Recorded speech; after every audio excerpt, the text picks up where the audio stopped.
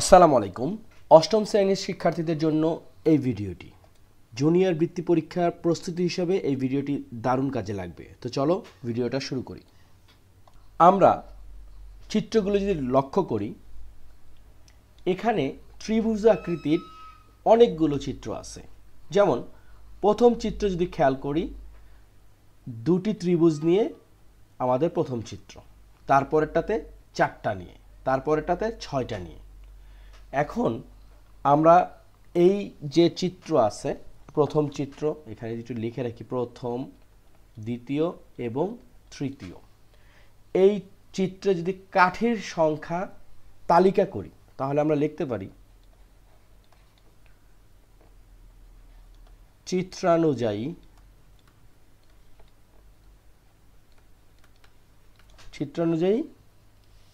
কাঠির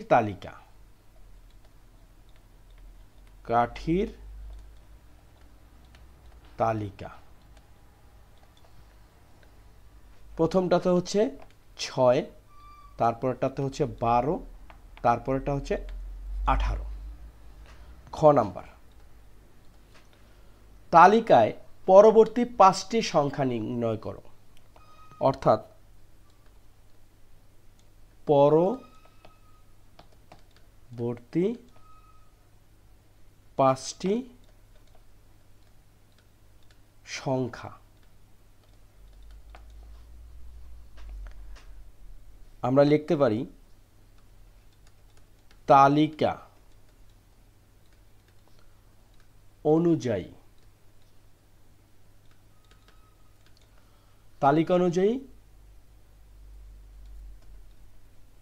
প্রতিটি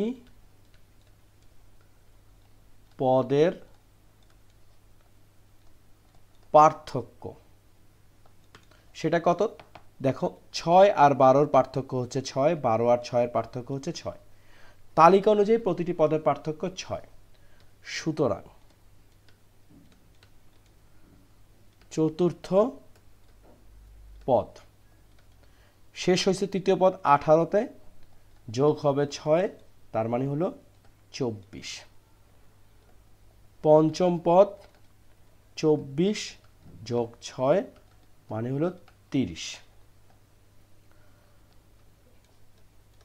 ষষ্ঠ পদ 30 যোগ 6 মানে 36।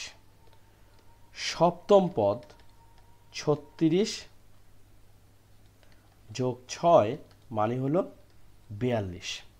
এবং অষ্টম পদ 42 যোগ 6 অর্থাৎ 48। সুতরাং পরবর্তী 5টি সংখ্যা কত? 24, 30, 36, 42, 48। ওকে, ক এবং খ ডান।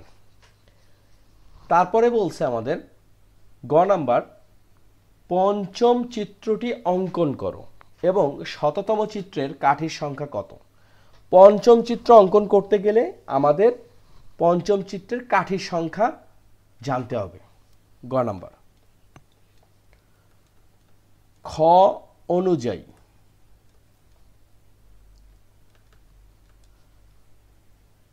পঞ্চম পদের কাঠির সংখ্যা হচ্ছে কত? 30, রাইট? কারণ 6, 12, 18 যেটা হচ্ছে চিত্রে দেওয়া আছে, সেটা হচ্ছে 3টা পদ। চতুর্থ পদ 24, পঞ্চম পদ হচ্ছে 30। গেল একটা। পঞ্চম চিত্রটি অঙ্কন করো। এখন এই 30টা দিয়ে আমাদের চিত্র অঙ্কন করতে হবে। সুতরাং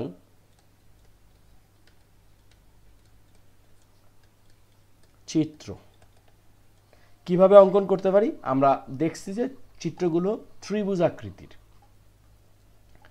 তাহলে কয়টা চিত্র লাগবে? এখানে আছে 30। এক একটা ত্রিভুজে আছে হচ্ছে 3টা করে বাহু, তার মানে 30/3 অর্থাৎ আমাদের 10টা চিত্র লাগবে। তো আমরা এভাবে আঁকতে পারি, আমরা প্রথমে একটা ইনিশিয়ালি নিলাম হচ্ছে এই একটা ত্রিভুজ, তারপর এখানে আমরা আরেকটা ত্রিভুজ আঁকলাম, এখানেও আমরা আরেকটা ত্রিভুজ আঁকলাম, বা একটু সুন্দর করে বড় করে আঁকি যাতে সুন্দর হয়। এই হচ্ছে আমাদের প্রথম ত্রিভুজ, তারপর এটা হচ্ছে দ্বিতীয় ত্রিভুজ, এখানে হচ্ছে আমাদের তৃতীয় ত্রিভুজ। এই গেল তিনটা। এরপর আমরা এভাবে একটা করতে পারি, এখানেও আমরা এইভাবে একটা করতে পারি। 1 2 3 4 5টা হয়ে গেল। তারপরে আমরা এইখানে এই যে আরেকটা করতে পারি, এইটা অনুযায়ী আমরা এখানে আরেকটা করতে পারি, তাহলে 3 7টা হয়েছে। এখন আমরা ঠিক এই জায়গাতে একটা করতে পারি, আবার এখানেও একটা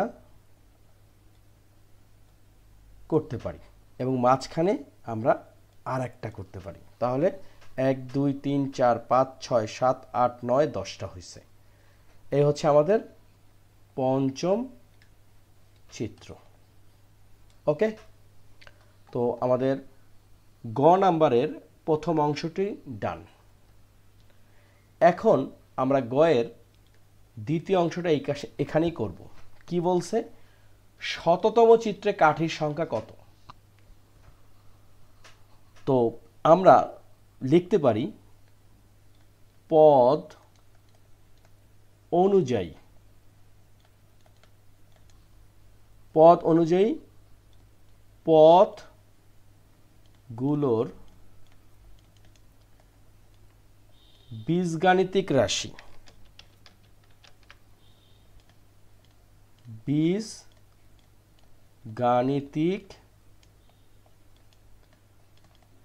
রাশি সেটা কত? 6 ক, তাই না? সুতরাং 100তম চিত্রে কাঠির সংখ্যা কত হবে? 6 গুণ 100 অর্থাৎ 600টি। ওকে, তাহলে আমাদের ক খ গ ডান। প্রশ্নটি খুবই গুরুত্বপূর্ণ, অথবা আরো ভালো করে যদি বলি, পরীক্ষার জন্য খুব ভালো একটি প্রশ্ন। এই প্রশ্নটি যে আসবে এমন কোনো কথা নাই, কিন্তু এই ধরনেরই আসবে। সুতরাং আমাদের অধিক পরিমাণ অনুশীলন করতে হবে। নিয়মিত এখন থেকে বৃত্তি পরীক্ষার প্রস্তুতি হিসাবে সৃজনশীল প্রশ্ন পাবলিশ করার চেষ্টা করব, এবং শর্টসে আমি চেষ্টা করব ছোট প্রশ্নগুলো সমাধান করা। দুইটা জায়গাতে আমরা এই অঙ্কগুলো দেখতে পাবো। একটা হচ্ছে ইউটিউব চ্যানেল যার নাম হচ্ছে সাদ এক্স, আর একটা হচ্ছে ফেসবুক পেজ যার নাম হচ্ছে পেন্সিল। আশা করি দুটি মাধ্যমেই তোমরা কানেক্ট থাকতে পারবে। তাহলে তোমাদের কোনো প্রশ্ন থাকলে সহজেই কিন্তু আমাকে জানাতে পারবে। তোমরা সবাই ভালো থাকো, সুস্থ থাকো, এবং বন্ধুদের সাথেও ভিডিওটি শেয়ার করবে। আল্লাহ হাফেজ।